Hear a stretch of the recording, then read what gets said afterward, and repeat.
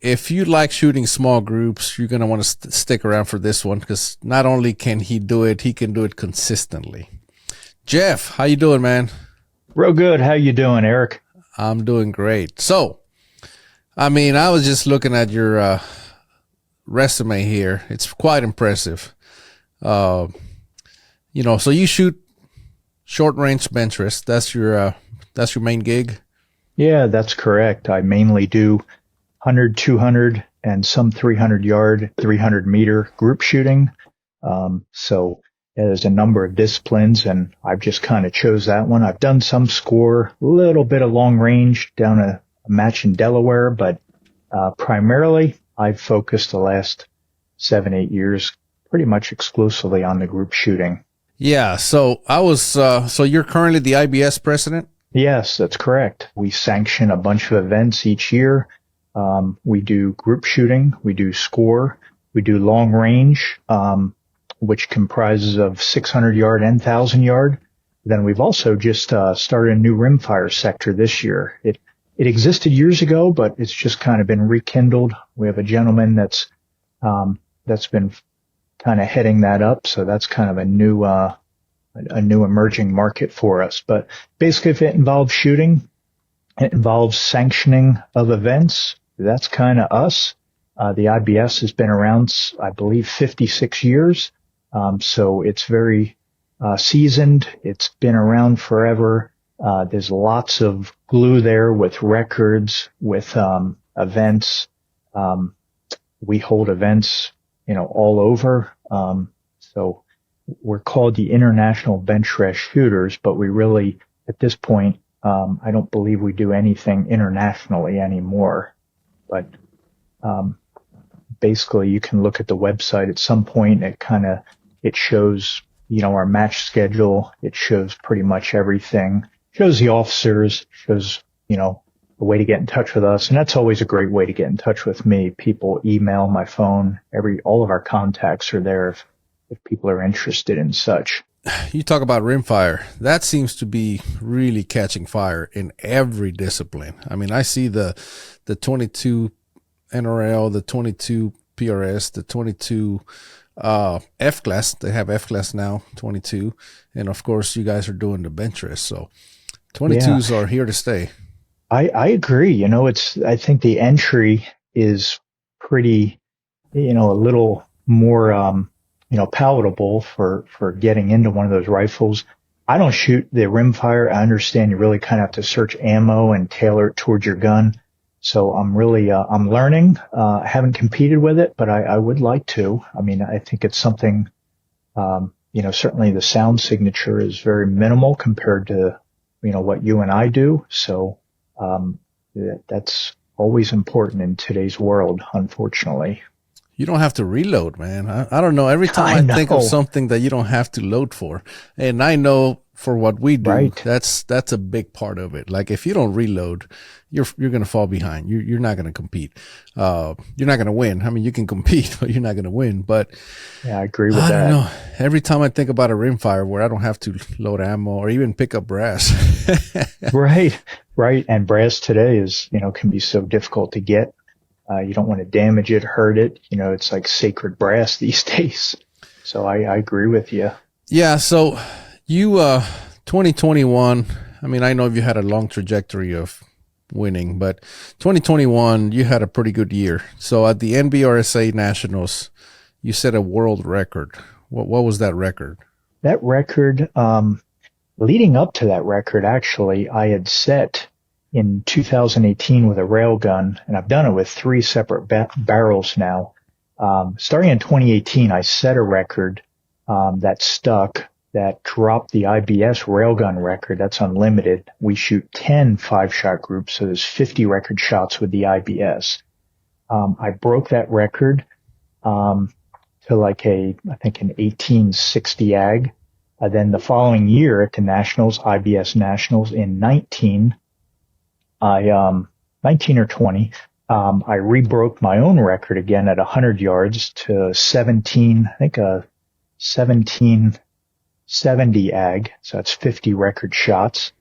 I then fast forward, like you had said, a different barrel, barrel. I shot, it was actually the second match I shot an IBS match, and just ironically, I had it off a little bit, but, when we got to the Holton Nationals there, it was not a trigger pull. It was some pretty serious conditions. My buddy and I both had guns.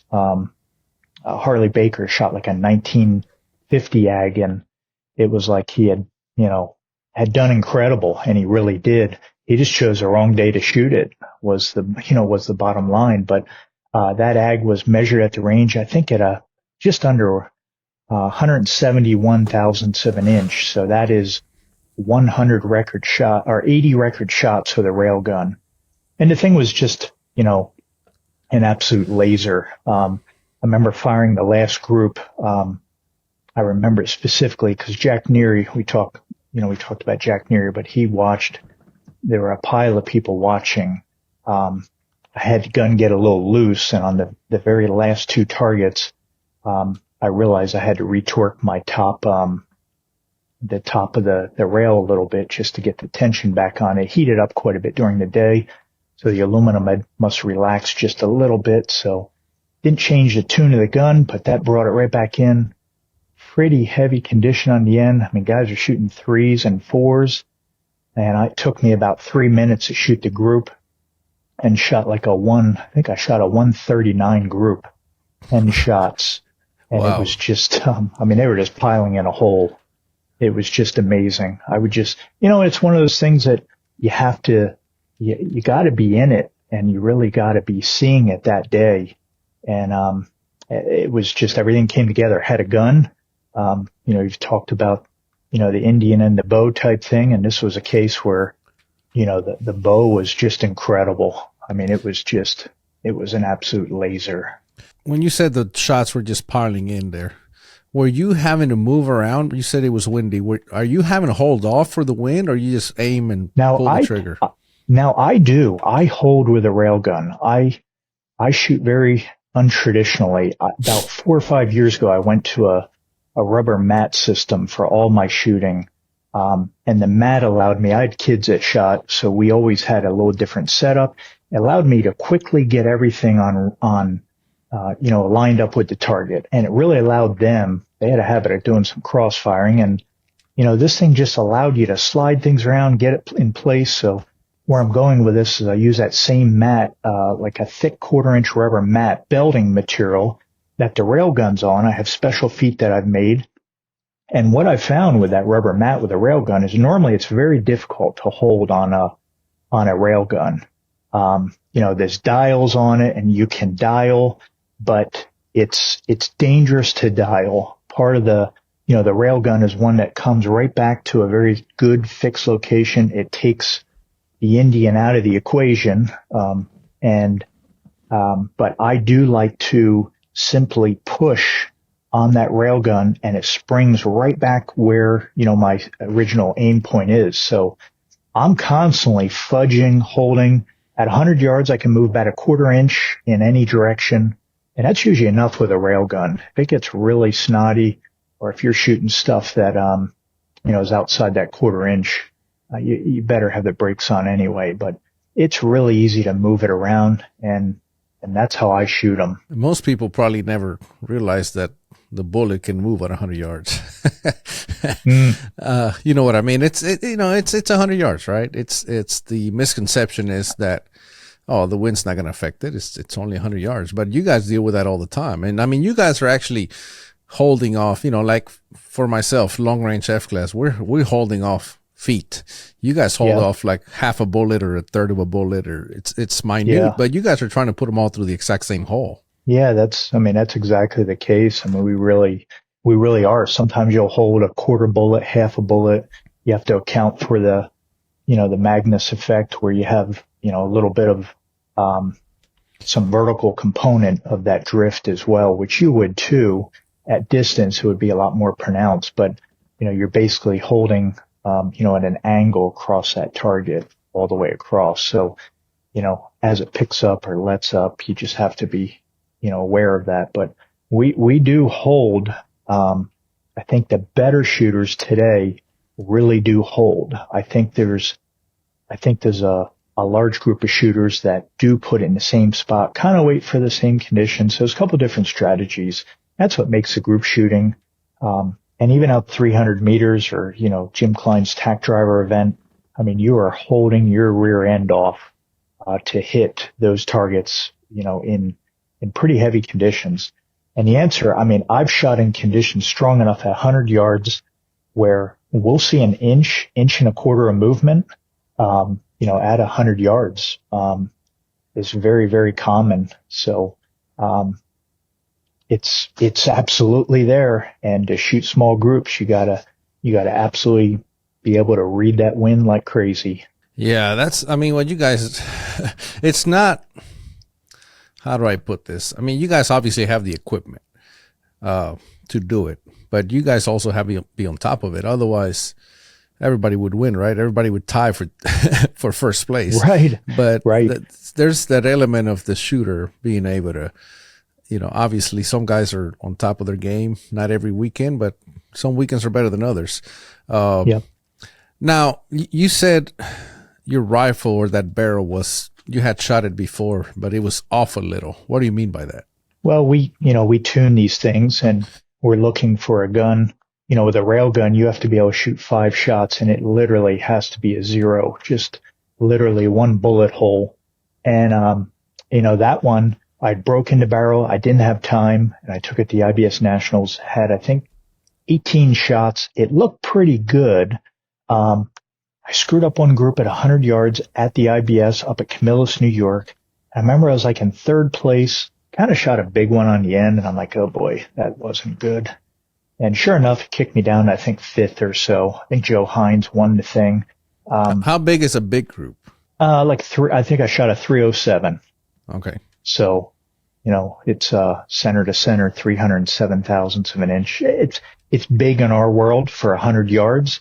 It's not terrible with a railgun, at 100 yards, but these guns, I mean, they're capable of just shooting, 8, 10 or whatever shots in a hole. So when I say I had the gun a little sideways, all I did was move the seating depth about 3 thousandths of an inch into the case, when I got to the NBRSA Nationals, and the gun just immediately responded. Shot same bullets, same lot of bullets, same powder, Vitavori 133.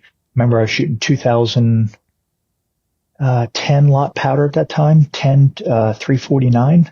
And, it just, pretty much the same loads, around 30.3 to 30.5. And it just absolutely, came to life. It was just, I think my big group, was a 207 in that ag. Most of the groups hovered, I think I shot 4 139s, a 141. I don't remember the other ones. I had the record down to shop or so with the targets and all. So it was pretty awesome experience though. You guys have to, now you talk about your load.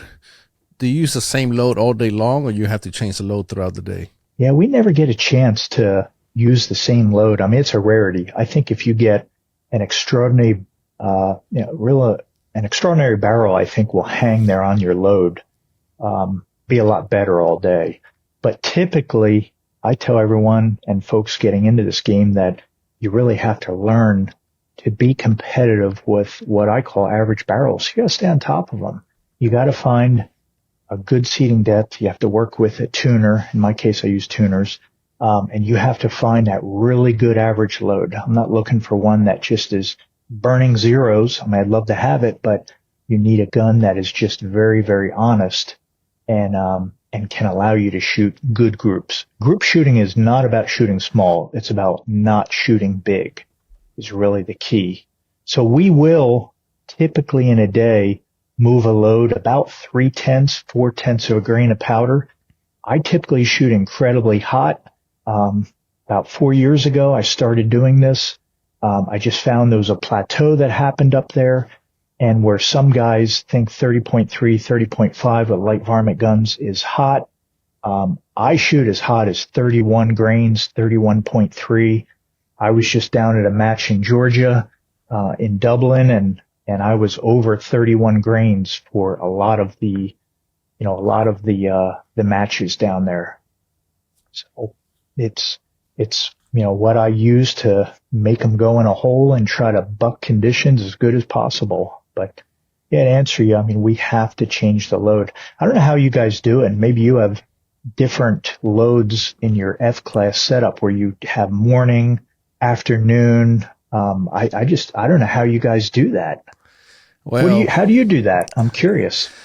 I find, you talk about a plateau. I find a plateau where my load, I can load, for example, my current rifle, I can load about half a grain where it doesn't change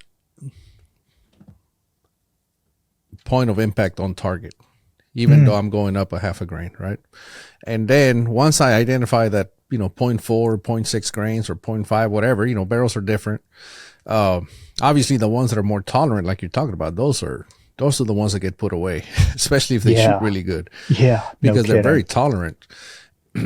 And, let's say I have that plateau that I already identified. I know I can shoot, X load, and then I can load plus 0.5 grains and still shoots great. And the elevation didn't really change much on target. Then let's just say I tune my rifle at 75 degrees. And then, and I know I'm going to call it, I don't want to say the load because people want to just put it in the rifles and think it's going to work. But let's just say, load, I'm going to call it 0 and then +5, right? So let's just say, I loaded at 75 degrees. I test it and load 0 and plus 0.5 shot great, right? Well, then I'm going to go to Phoenix and I know it's going to be 90 degrees. Well, I'm going to load to the bottom of that plateau, that node, right? Yep.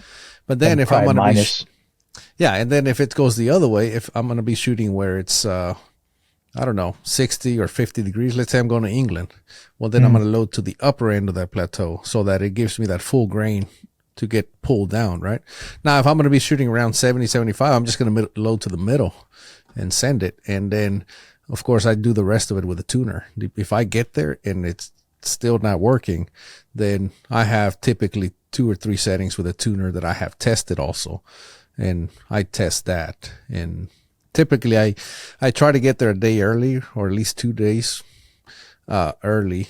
And I'll shoot some matches and I'll test the different settings on the tuners because I can't, we can't load, right? Like we're preloaded. So that's where the tuner comes in, and I'll test different settings to see what works best. And sometimes the tuner, depending on where you're at, the tuner, even that tuner tune won't hold up all day. So we're having to change the tuner. Now those that don't have tuners, they do it with seating depth. They have to test. And so it's just like you guys change powder and tuners.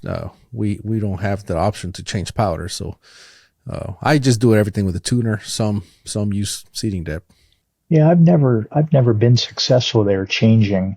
And again, I guess with a tuner, I search for a very broad load pattern. And I'm just trying not to shoot big. So with my tuner, I try to find a spot where, for example, on a PPC, let's say we have about a half a grain intervals on nodes. I think it's right around 0.55 grains for a PPC. So if 30 grains works, 30.5 or 30.55 will work.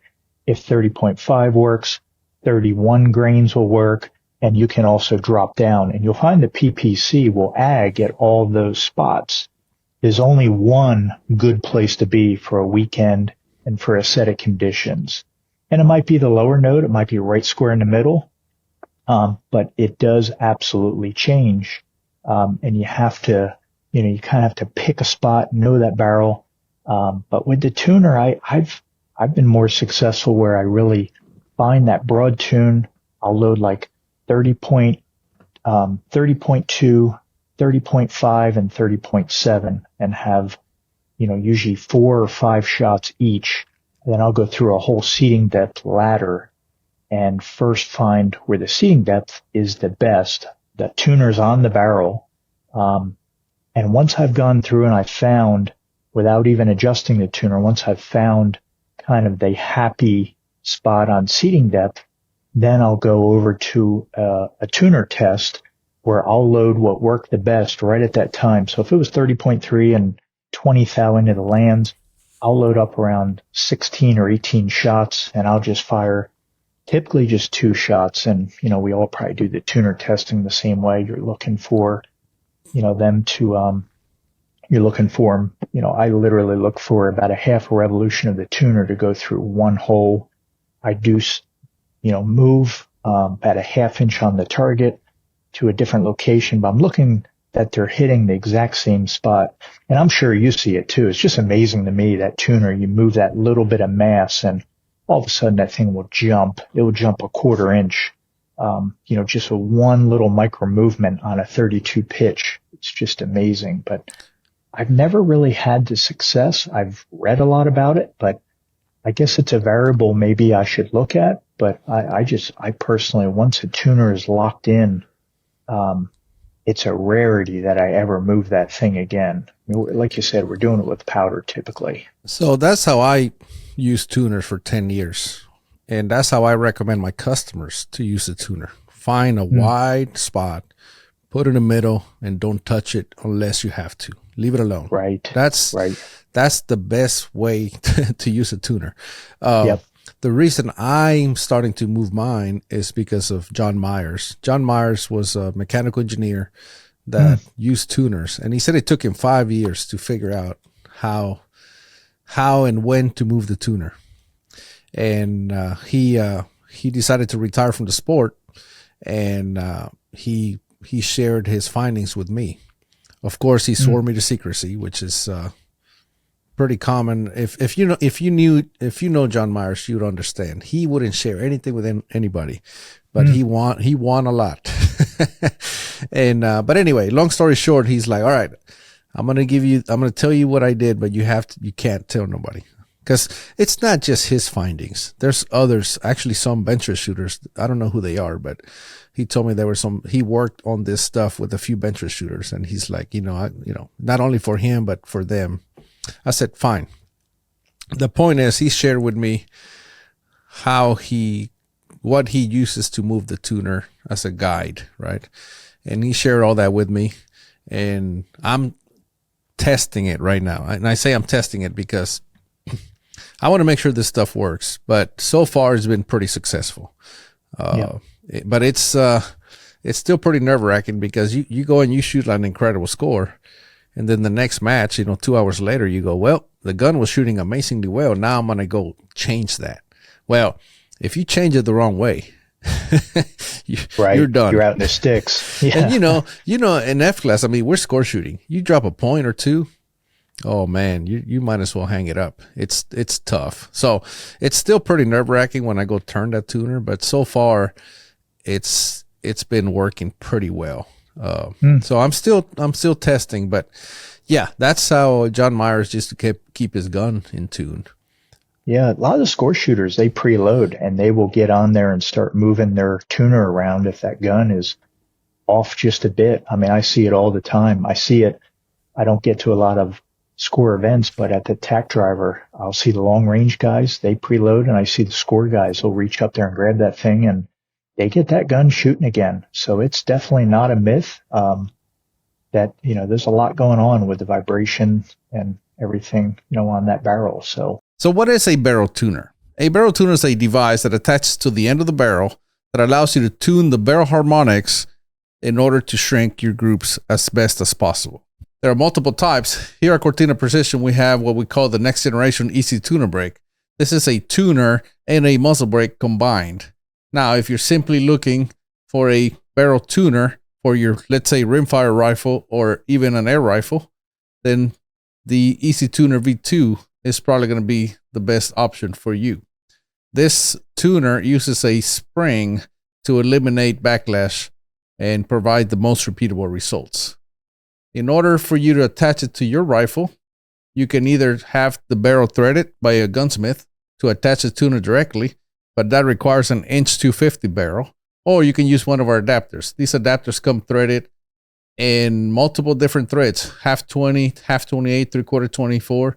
So you can attach this tuner to just about any barrel out there, including your rimfire or your air rifle. Visit shootsmallgroups.com, go to our store, and take a look around. Also, you can go on YouTube and search for Easy Tuner, and you'll see a lot of videos out there that show what our tuners can do for you. So I don't know if you're familiar with the Brian Litz and Hornady. They both did tuner tests, and they found that they didn't do anything. And obviously, that goes against what I have seen, and obviously that you have seen. And they also discussed the fact that there's no nodes. Like, nodes don't matter. Like, they're saying, for example, if you take a load, let's just say 30 grains and 31 grains, or 29 and 30, whatever, and let's just say 29 shoots smaller than 30. If you keep shooting the same loads next to each other, at some point 30 is going to be the small one and 29 is going to be the big one, and they're just going to flip flop. And they're talking about it, how it's, random dispersion. Now, you guys have done this. Like, have you ever shot the same load all day and see what it does? You can, and you're going to finish at the bottom of the barrel. I can guarantee that. I mean, it's just a rarity to, like I said, I mean, if you had, and I've seen guys come in with, what everyone talks of, Hummer barrels, and a guy will have one and they'll lock in at 29.7, and they will shoot that all weekend long, and they will pound you. Those are rarities. So I think this game, what's interesting is that guy might shoot that time and he might just win. He might win an ag, maybe $1,000, but then you just won't see him again. And when that barrel goes away, you just won't see that guy. And I think if you look, at like the Costas, the Campbells, myself now, Mike Connery out of Texas, you look at those guys, like, just year after year, those guys they're in it, so they've figured out this broad tune. They've figured out how to tune, how to change, and how to keep up with the load. And that's imperative in our game. And, I would completely beg to differ with anyone saying there's just not nodes. I mean, you're tuning a vibration, stick, that barrel is just whipping that bullet, whether you're a hot load or a lighter load. I mean, you think about the dynamics of what's going on when that thing exits that. There's just a lot going on. And they also, I don't know how they're testing, because in their findings, they also tested and they found, in a scientific way, that seating depth doesn't matter either. Like, you can load any seating depth and it'll be just as good as anything else. Yeah, no, that's just not the case. I would feel at all, and from what I understand, Brian maybe has a background, of course, in aerodynamics, and my background's mechanical engineering and aeronautical as well. So if he's, skilled in that art, which obviously he is, I think you have to be a realist at the end of the day too. If you're competing and you're seeing these things, I would just challenge any of those guys that don't believe there's nodes to certainly shoot our game. You come into it and you just try to shoot 29.5 for your entire career for 3 years. I don't think you'll ever, I think it'd be a rarity if you could ever win, just trying to shoot that load all the time, with our guns. I just don't think it would happen. Yeah, it's, it's same for us, and that's, I'm done. I don't argue anymore. I just, just listen. Yep. If I get on, because, this tuner test and all that, they, of course they share on social media, and people are always tagging me saying, see, you're a scam artist. You're this, you're the other, you're lying to your customers. I'm like, listen, man, I never set out to be a tuner manufacturer. I started making them for myself. People wanted them. That's literally how my business was born, just out of demand, because people wanted them. And I use them because they work. And I've won a lot with them. And there's multiple matches where I've won because of a tuner, and it's okay. It's okay if they don't want to believe, but at the same time, I don't know how that. I think, and this is, I mean, you would be the person to that would know a lot more about this than me, because every time I do that, I go, okay, then explain the bencher shooters why they have to change their load all day long. I mean, why don't they just shoot the same load? But I think so. What they do is they'll test the same load all day long with different, and they say, well, see, it doesn't repeat. But if you guys did that, it would never repeat. Yeah, you guys, that's the name of the game in your case, because you guys have to keep this rifle. You have to move with it. What makes it change? That's the $1 million question. I wish I knew. I've tried formulas. I've tried, particles of moisture per cubic foot of air. I mean, I've tried some things, charting data. I could bring up stuff where, for 2 or 3 years, I just monitored all the environmental characteristics out there that I could learn about, and plotted them, and then charted loads for certain barrels, and then looked for repeat. And at the end of it, Eric, I mean, honestly, it was, I guess the learning portion of it was that, I learned it didn't do it. I learned it didn't help. There was not anything I could really hang my hat on and say, man, I got it. If it's, 123 parts of water vapor per whatever, that should repeat. And it just doesn't. It seems like there's so much more to it. I build engines for a living. So one thing that I've noticed is there is some pretty good, software out there that I think gives me a pretty decent place to start in the morning, where, it's combining pressure, temperature, humidity, basically those 3 items, and just gives you a raw SAE number that then I take that number and I find my base load for what works with my bullet and my setup.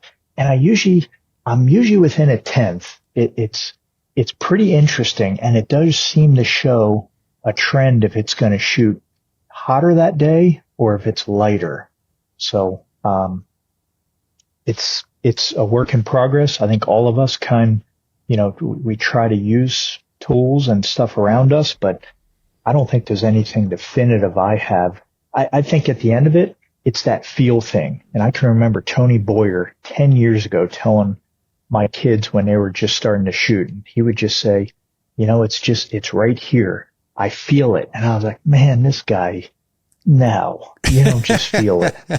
Well, I'm going to tell you something.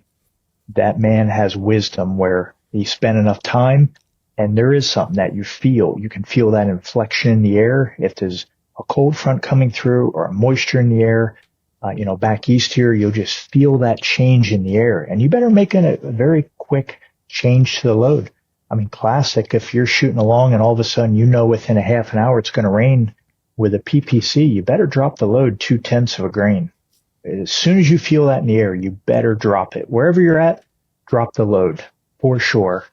You stay on top, the big load, you're probably going to get chewed up and spit out for a load or two, or for a group or two until you get back on it. So, and that works 80% of the time. Then there's other times in big rain, can't explain it, where the load, a really, really hot load just keeps marching through it. So, I typically have 2 or 3 different loads, and I'll test them, and just see and try to pick the best one. The other thing you guys do really well, from what I understand from Benchrist, is learn how to read the groups, the shape of the groups. And, Jack Neary was on here, and he talked about, he just spit out, he's like a walking encyclopedia of group reading.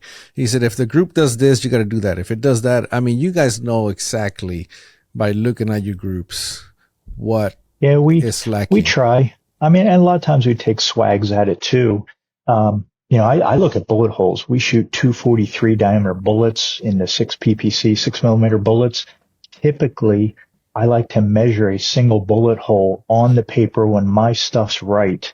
However it happens, but my bullet will cut through the paper a single bullet hole anywhere from 228 to 232 in diameter. it will be very small. And you can notice it. If you get a gun out of tune, you shoot the first shot often, I'll just say, well, that's not the load. And after I've fired the Fowler, I'll immediately go to a different load. I know where the Fowler was, but I'll just go up 2/10 and what does that first bullet look like? Is it a micro nice little hole, or does it look like a 30 caliber went through the paper? So, Jack does some pretty unique sessions training. He's a real proponent of bench rest, and hats off to him. I mean, he'll really guide folks through on what to look for. You talk about what you look for, but let's talk about, you have a 1706 AG world record. How many shots is that? 80 shots. That's with a railgun? Yep. And that's 8-10 shot groups. And you're doing that all day. You start at 8 in the morning. And because it's, there's often 3 relays, it's changing. We might be done at 3 or 4 o'clock in the afternoon. So it takes, it's a full day of shooting. So you could have mirage, heavy So you can wind, literally say that you can shoot sub quarter MOA all day long. all day long. You've done it. Yep. Well, I would say the top 20 at all bench rest matches, it's a rarity, are less in a 2-gun, are going to be around a 1/4 inch or less. So we were just down in Georgia. I finished 4th, I think, and I was a 255 AG. I had a couple groups that really got away from me, just really no time to practice this spring. But still, we're hovering around at 250 AG. I've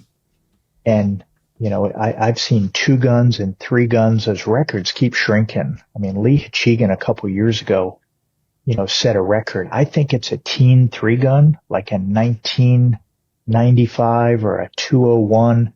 And I know in 2020 or 19, Larry Costa and I both broke the 4-gun. It was like a 211 4-gun. So if you add up 4 guns, whatever that would be, what would that be?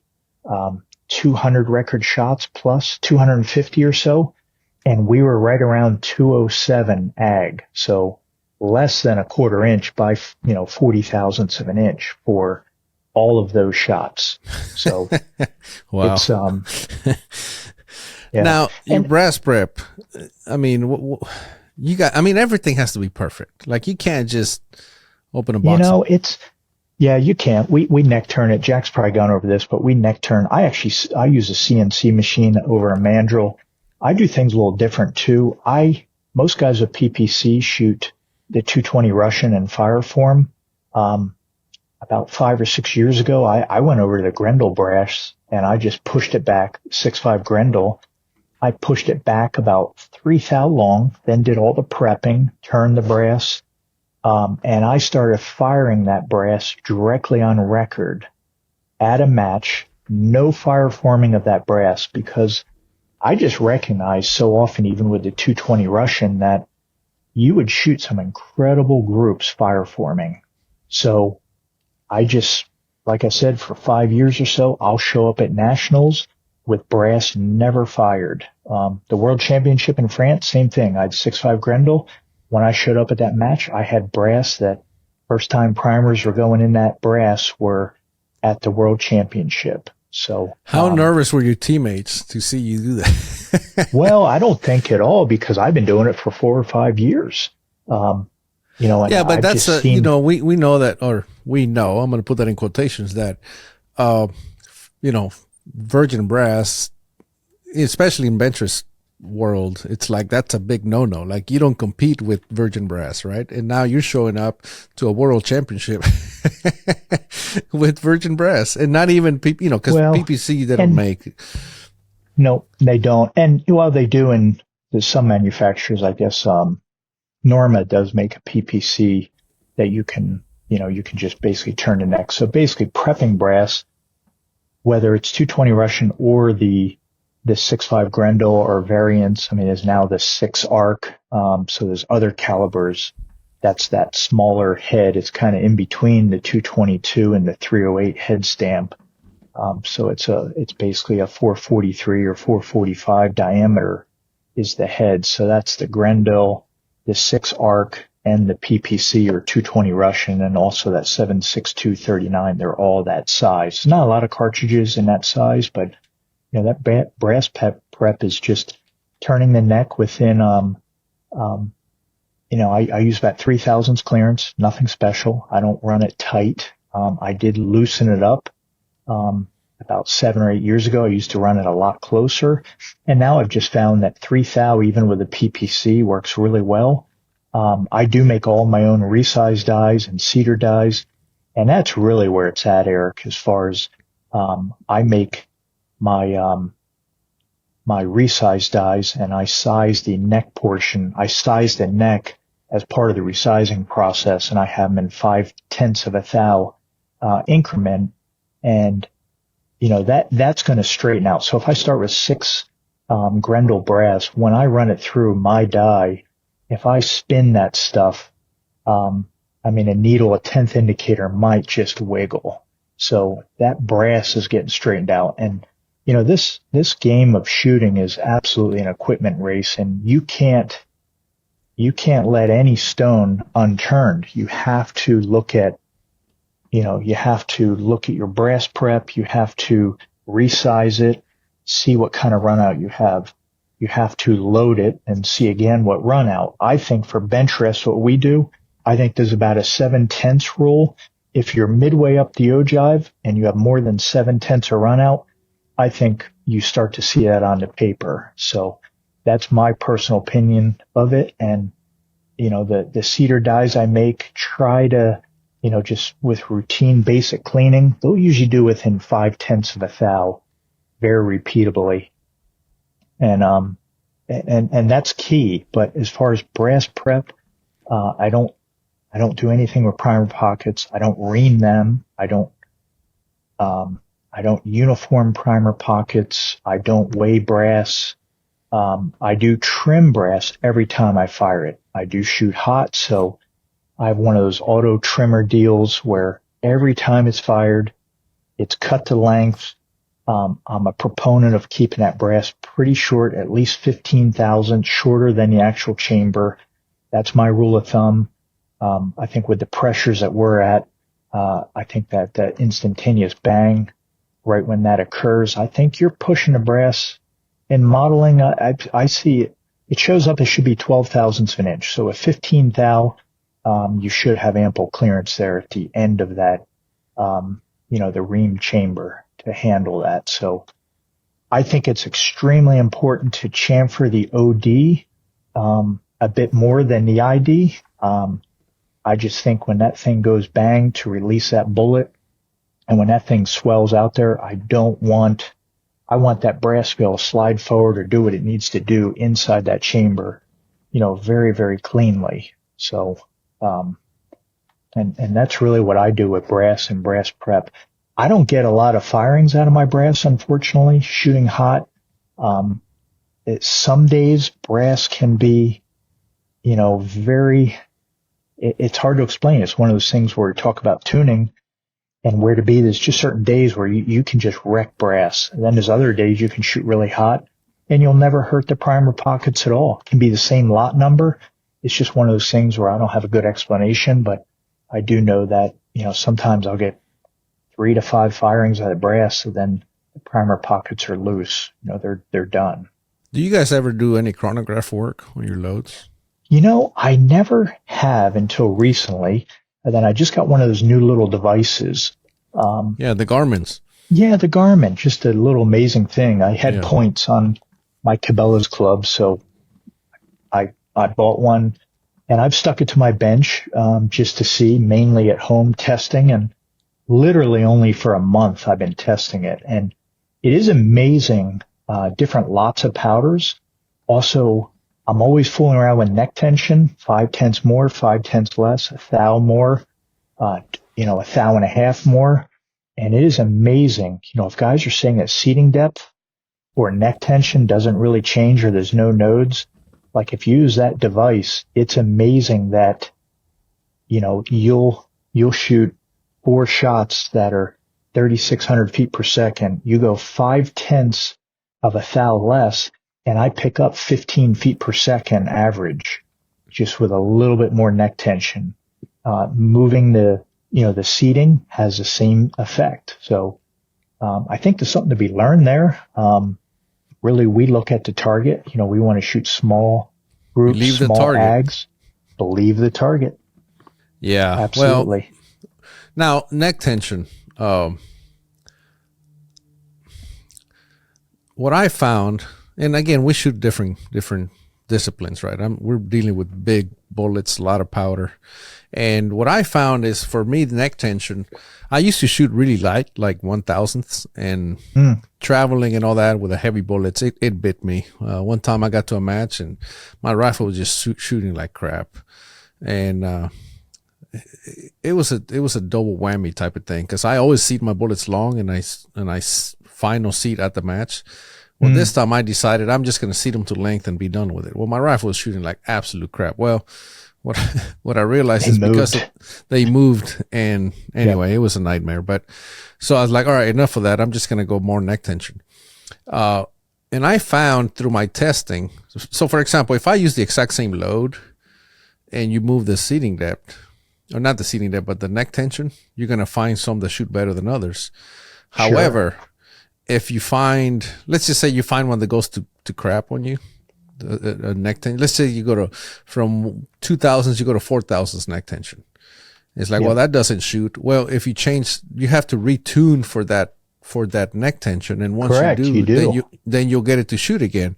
So what I found, at least in my findings, is neck tension doesn't matter as long as it is consistent. And what I tell people, say, listen, just shoot for about 3,000s neck tension. 2 to 3,000, 2 to 3,000, especially with the big bullets that we use.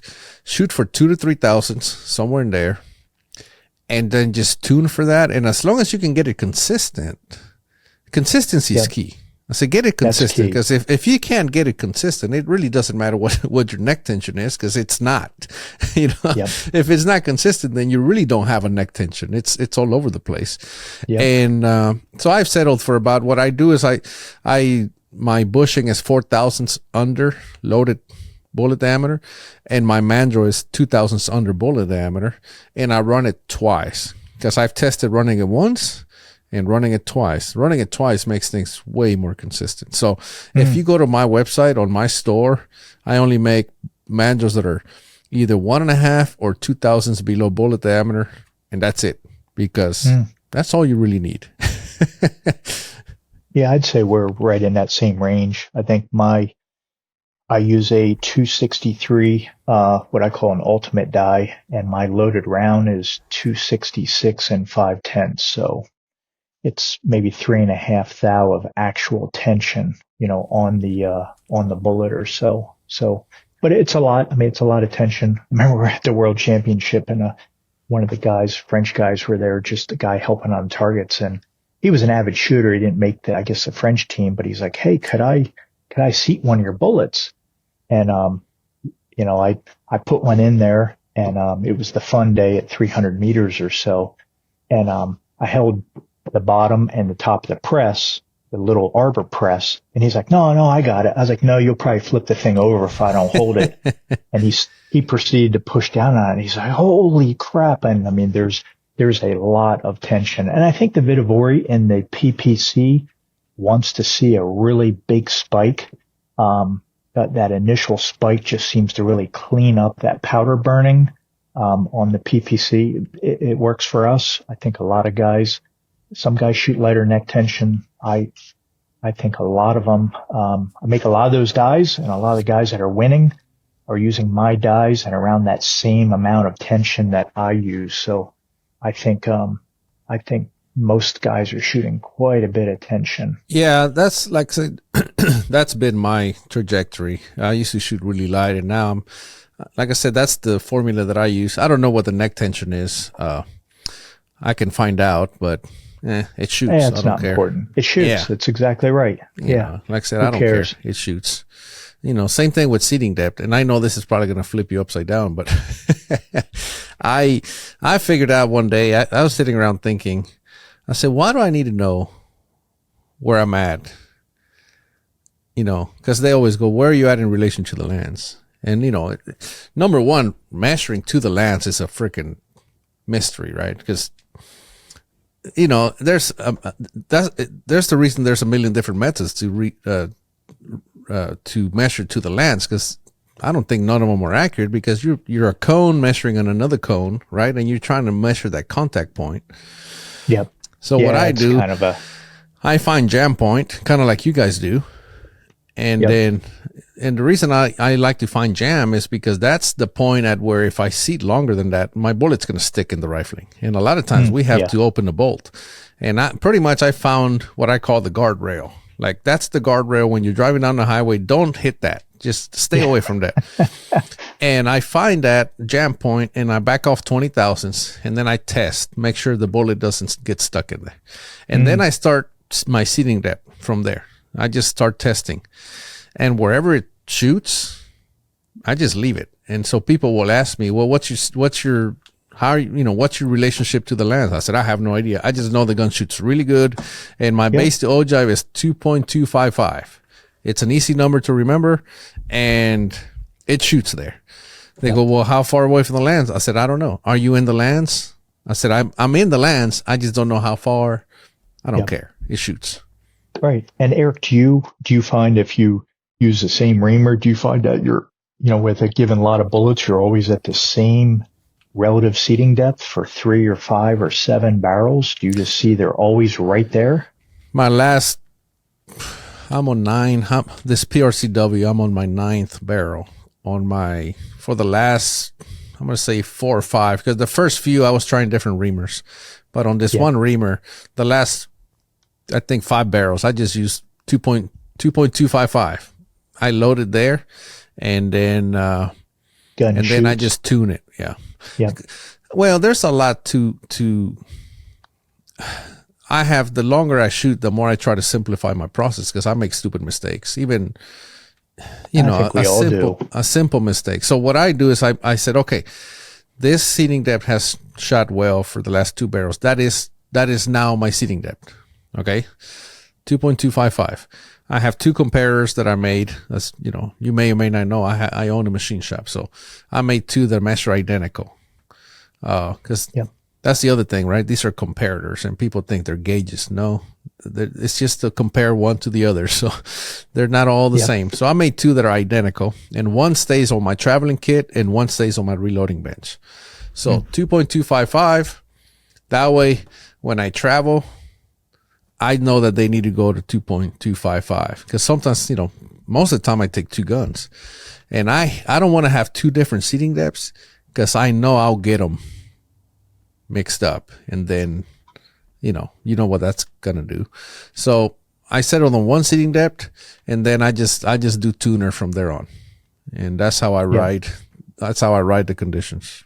Yeah. So it sounds like your seating depth then does kind of play from barrel to barrel when you use the same reamer. And that's what I find. You know, I'm usually within, and I own a machine shop too. So we can have a good offline conversation about machining and precision and parts and pieces and components. But, I just find the same thing. I find that you will be in the same zone. It's a rarity that I have one outside of 2 or 3 thousandths of an inch. So, you know, I think everybody in the short range game, once you get on a good reamer and it proves itself, it's very advantageous to have your own reamer, even if you're having someone else do your work. And then just, you know, you trust that. And even if a good shooter will do a barrel for you, and they'll guide you and say, look, try to shoot it right in this range. And yeah, that can help a guy tremendously, just to get on top of the game much, much quicker. That's, you know, on my website, I have a website where, you know, if you go to my website, there's a paid version, a members forum. You know, you have to pay to be a member, but that's where that's at. You know, I have a few members there that I've been helping personally, and I'll say, I'll give them what I call my blueprint. Here, this is the reamer that you're going to use. This is the powder. This is, you know, everything. You know, and man, like that, they're shooting high master score. You know, one of them, well, actually two or three of them became high masters in less than a year, because you eliminate the rifle as being a potential variable. Yeah. It's like, here, okay, your rifle shoots. Now you got to work on you. So if you hit a 9, it was you. And to me, that's one of the hardest things for a knee shooter. It's not knowing if it's them or the rifle. And they always think it's them. Sometimes they have a crappy rifle. And I mean, as much winning as you've done, if you have a bad rifle that's out of tune, you ain't going to do any winning. Doesn't matter how experienced you are. Like, no. And that's the thing that you hear all the time. They say, well, you can give Tony Boyer an off-the-shelf rifle. He can win. No, he cannot. He cannot win with a hunting rifle from Academy, and that's the misconception. Oh, it's the arrow, or it's the Indian, not the arrow. It's both. It's both. Yeah. Yeah. No, I believe it's the rifle much more. And I've done a couple times bringing new shooters into this. Like I said, I had 2 kids, and for the longest time, I think for the first 6 or 8 years of my shooting, my kids got the good guns. It's a lot better to go to a match with your family when you got a 12 or 13-year-old kid just not complaining, whining about a gun that doesn't shoot. So the boys always got the stud barrels, the ones that were the most forgiving. And then 2018, the one boy was in college, and their shooting had just backed off a bit. And that's when I think that was when I won my first Hall of Fame point in 18. And I was just like, man, I'm putting in the time on these things. So I'm going to start taking a real good barrels, boys. Sorry for your luck. Come on out to the shooting shack and get things tuned up. But it is so much the barrel and the bullets, certainly in short range bench rest. And I think every discipline, I've seen other disciplines where a really good barrel shows up and they just trump everything. I took a brand new shooter, about 4 or 5 years ago up to Mainville. He shot 2 or 3 groups, never saw a bench rest gun before, had done reloading, shooting. So he knew his way around a rifle, didn't know anything about reading wind flags. And we get to a notorious tough range, shooting uphill, all the negative things in short range bench rest. And I put this guy behind a good gun that I'd prepared to shoot at the Nationals. And I just figured it was kind of the easy button. I just told him, hey, aim at the center of the bull for 25 shots. Foul the thing, go up, aim at the center. And the flags are, this and that, tailwinds all over the place. It was not easy conditions. He goes up there and he shoots an incredible ag. And he shoots like a 1580 ag. So 158,000 ag for 25 shots. Guy's never been behind a rifle. So the point is that it is so much the equipment and having the tune. And that gun, I still remember, it shot 30.3 so much of its life, and it would go up to like 30.5 and just bounce between those 2 loads. You wouldn't get killed with that, but that's that special barrel. That's a good quality barrel, and you can't do that, against 30 other shooters that have all shot 20 or 30 matches. And this guy goes out and shoots an ag that, there's many people in the world that have ever, that have never shot a 15 ag. So, just incredible that, and that's a new shooter that knows nothing about winds. So it's all about how important that, that bow, just has to be perfect, and then it's, and I've just seen over and over, just having really well-tuned stuff, you can hurt some guys.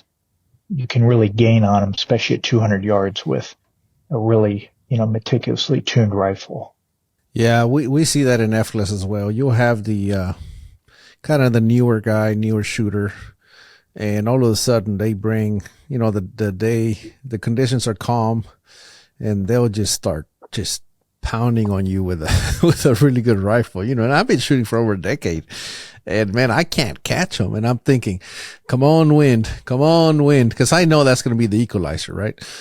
And sure enough, they'll pound on us for a day or a day and a half. But once the wind gets up, that's where we can catch them. But sometimes we can't. But most of the time, We can, and you can tell when they have a good rifle because their X count is through the roof. It's so good. But yeah, good rifles can make you look really, really good. Yeah, they certainly do. Now, why is it that, and I'm sure you've experienced this, where you have a really good rifle, why do they cut through the wind better? It just seems like the wind doesn't bother them as much. It's amazing. I wish I knew. I almost think it's almost an error. We talk about machining, machine shops or whatever, and you just wonder dynamically for those wind conditions, is that barrel is the last 6 inches or where that bullet gets launched into the atmosphere. Is it pointed up and to the left or down and to the right or some ideal spot? Because what's interesting is a lot of times when you take a barrel, and it's probably to do with the vibration characteristics, but if you just take a thread off of it and you try to revitalize a barrel, often they'll never shoot like they did originally.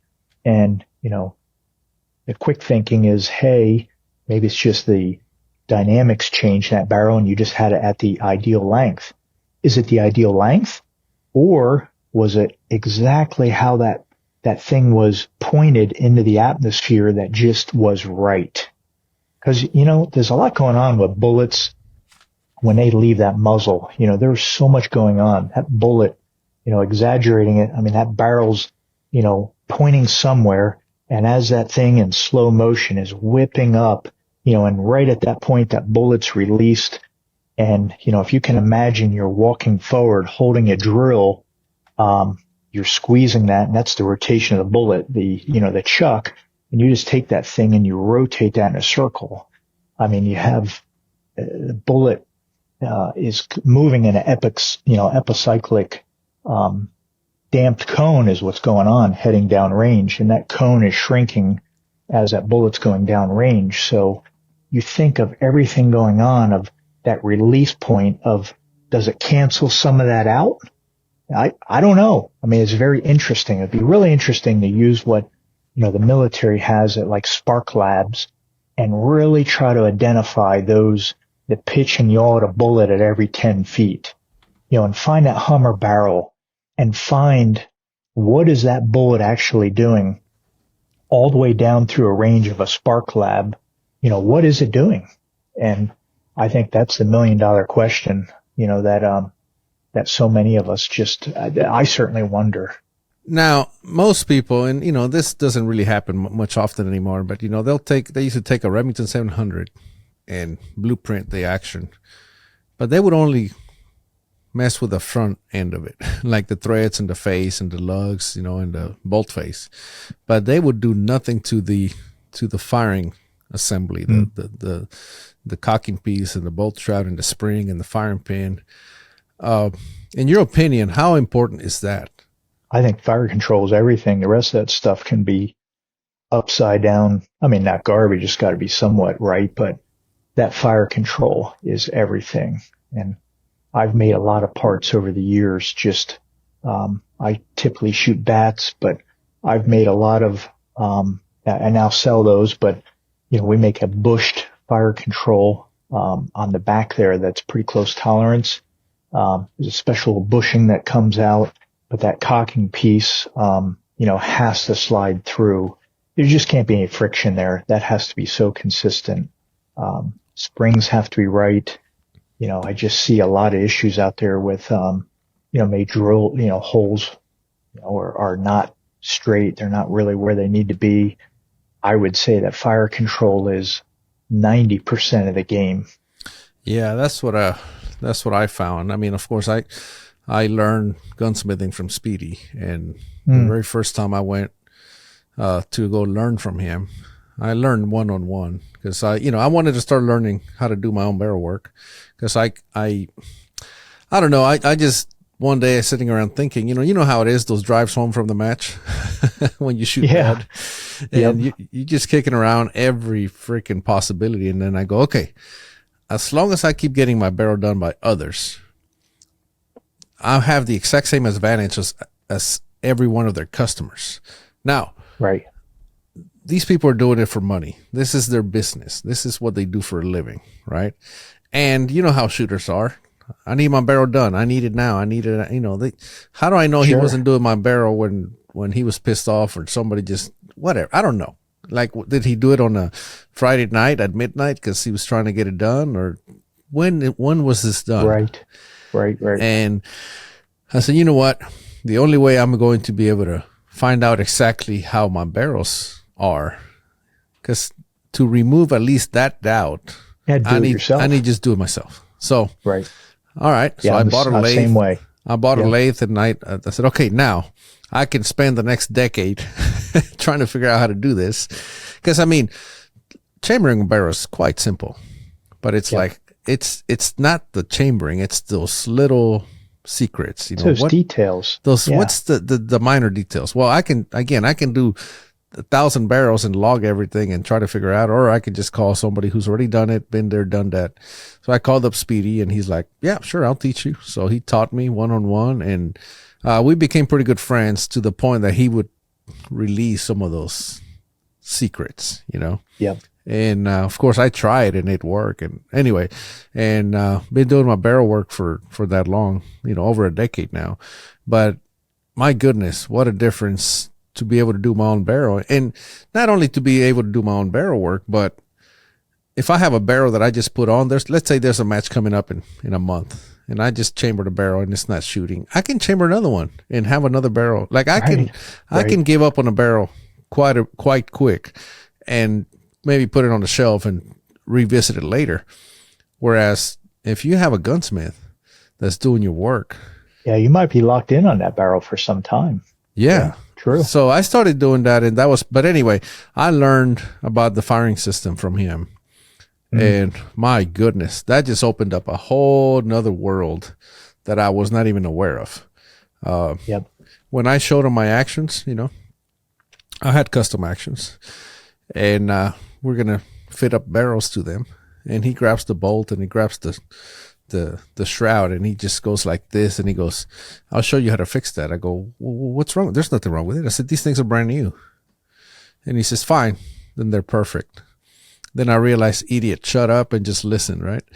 I said, okay, my bad. Yeah, just whatever you think we need to do. Sure enough, we went through the whole bolt and fixed it all. He showed me all that was wrong with it, and I'm thinking, my goodness. So much I didn't know. And it's a shame you spend all that money and you don't expect to buy a project, do you? Exactly. So that's what I found. And then lately, since 2015, I started using Jim Borden actions. And of course, Jim Borden, Hall of Fame, bencher shooter, mechanical engineer. So he already had, his actions I can take and just go shoot it. Jim doesn't like it, but I still go through them just to make sure. 'Cause I also learned from Speedy, everything is broken until I check it. So the minute I get it, I take it apart, go through it all, and it's like, but that's Jim Borden's actions are as good as just ready to go, Yeah, I think they're pretty true. Now we talk about, I said Hall of Fame, and this is something I didn't realize. Because you're on the Hall of Fame. You talked about how 2018 you got your first point in 2021. So it only took you like 3 years to get into the Hall of Fame? Yeah, I'd been shooting since 2009 or 2010, but like I said... Yeah, but your success was overnight. I don't know. Well, so you got... like an eternity. Well, so you've been shooting for almost a decade before you got your first point. Yeah, yep. It's tough in the bench rest world. I'm telling you, you have the guys, when I first started, you have all the guys you've mentioned, from Boyer to Campbell to Costa. I mean, those guys, you get close, you get thirds, but they only get a point. You got to win an ag, win a grand, win a 3-gun, or win a 4-gun to get a point. Grands are 2 points. A 3-gun is 2 points. So at a nationals, I think there's 16 or 18 points up for grabs in a nationals. So I've had some good years. I had a couple years where I got, 6 points, 7 points, 5 points. And, so you need 10 points to get into the Hall of Fame. 10 points. Yep. I mean, it can't be that hard. Tony Boris has 176. Exactly. It's got to be pretty easy, right? That is insane. Yeah, it is insane. And ironically, I think I was told by the guy that manages points now, Paul Mitchell, I think he said there's only 32 active shooters or living shooters in the Hall of Fame that are still living. The total list, according to the website, is 55. Yeah. There's 55. Only 55 shooters in the Hall of Fame. That shows you how tough it is. No, it is tough. You'd think that it's not difficult to get those 10 points, but when you have, it's just, it is a challenge. And I think it can really make any discipline of shooter, F class, 1,000 yard, 600 yard, all of that stuff. And that's been a really attractant glue, that I've seen, and something really new that Jim Klein's put together with that Tack Driver event. That brings everybody together. And we wish we'd have more and more, I don't know if we've had F-class shooters.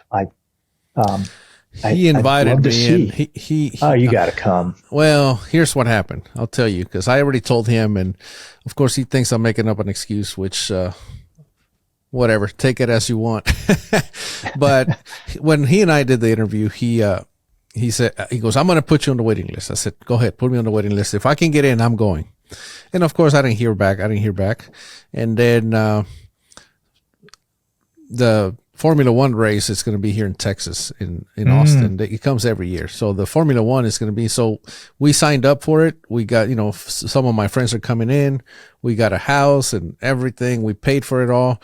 And like 4 days later, a week later, Jim says, hey, okay, there's an opening. You're in. And I'm like, oh man, I can't go. I just signed up. I just paid the house and everything for the Formula One race. So it's the same weekend as the one in Texas. And I'm like, oh man, I can't make it, but I'll definitely want to do that match. That sounds like a really good match for me to get my ass kicked at and meet a lot of good people. Yeah. The first one I blessed and won the thing, but what real takeaway was the 600,000 yard. There were a couple guys there that, and everyone's talking. We're all loading together. We're talking. Long range guys and score guys are preloaded. So they're really bending the group shooters' ears. And everyone's talking to everybody. But it seems like the last couple of years, group shooters have always won the thing. Bart won it. Wayne Campbell's won it. I've won it. Bart won it twice. So we're going to Tack Driver 5. And only group shooters have won it. Not saying we're the best. Bart's done both. I shoot for score, so I guess. But I am doing it way farther away than you guys are. I'm trying to angle this as if I had a chance, but I know I don't.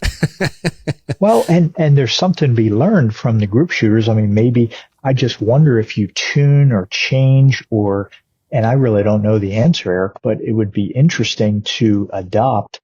And I think you're seeing that in long range. So the guys that have showed up, the Tom Mosels, Tom's a good customer of mine, also bought die sets, bullet die sets and so on. And, that guy, he's in Montana.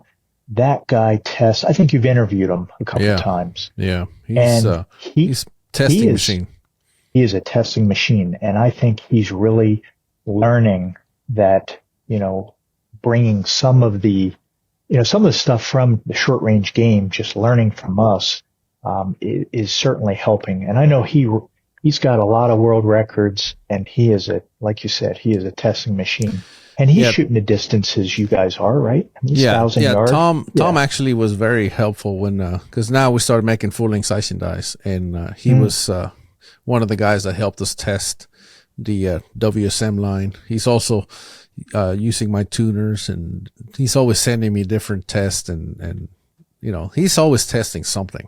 There's 3 feet of snow on the ground. He's out there testing. He's out there testing. Yeah. Oh, it's all good stuff. Now you talk about bullets and bullet dice and all that. That's a whole. We're probably gonna have to leave it for another episode, because that's a whole nother chapter. We could get in that forever, but long and the short are, custom made bullets where you have that feel. I think you're shooting good quality bullets now, but I'll tell you, if you were shooting whatever production bullet in the world of bench rest, and I've tried when the Burger Column bullet came out, before I started making my own bullets, I tried, And then we learned that that was a good 100-yard bullet. You couldn't find yourself at 200 yards with it. It was wind sensitive. And bullets really do have that characteristic where some will absolutely just shoot through conditions. The bullet I shoot now, and I have Bart sitting next to me, all weekend. We shot next to one another, and he just commented and just said, your gun is just a laser. It's just always trying to lock them up. And Bart's obviously a really, really good and qualified bullet maker as well. But I think bullets, I think you're seeing a trend. I think short range, if you look at the results, I think if every nationals, if you look at the results, you're probably going to notice that the top 10 are all folks that are making their own bullets or shooting my bullets. And I'm not patting myself on the back. That's just a fact. And I think you're starting to see the same trend. Look at every record that Jim Klein set in score. There's a guy that makes his own bullets. There's 3 or 4 other guys that are, that always do the winning in score that are typically making their own bullets also. So I think you're going to see this trend, continue regardless of the discipline for sure.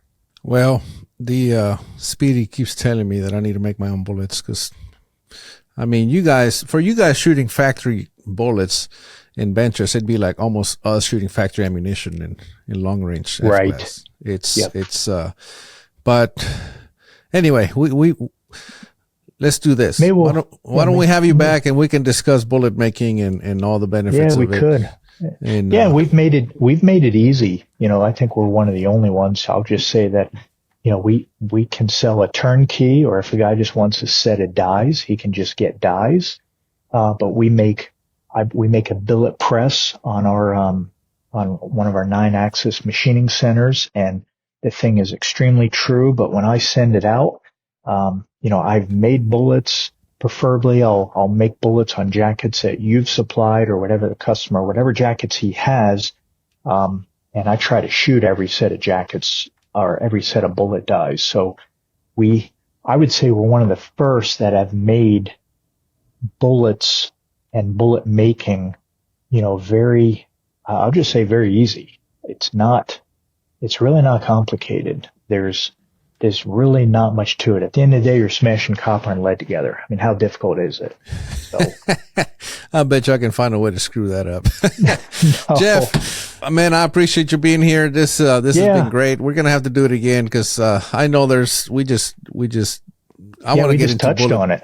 I want to talk about bullet making and dies and your machine shop. I own a machine shop, and I recently got a CMM and I'm measuring everything, and oh my God, there's and we're going to start doing some episodes on my YouTube channel about everything that's that the shooters are buying, assuming, there's a lot of assumptions being made because why wouldn't they? If they buy a bushing that says 268, they go, I use a 268 bushing. Well, you don't know what that is, and we bought. Anyway, we're going to get into all that. But yeah, it's good stuff. And let's have you back again soon. Okay. That sounds good. I enjoyed it. We'll do it again. Thank you. Yep. Take care. All right. Take care.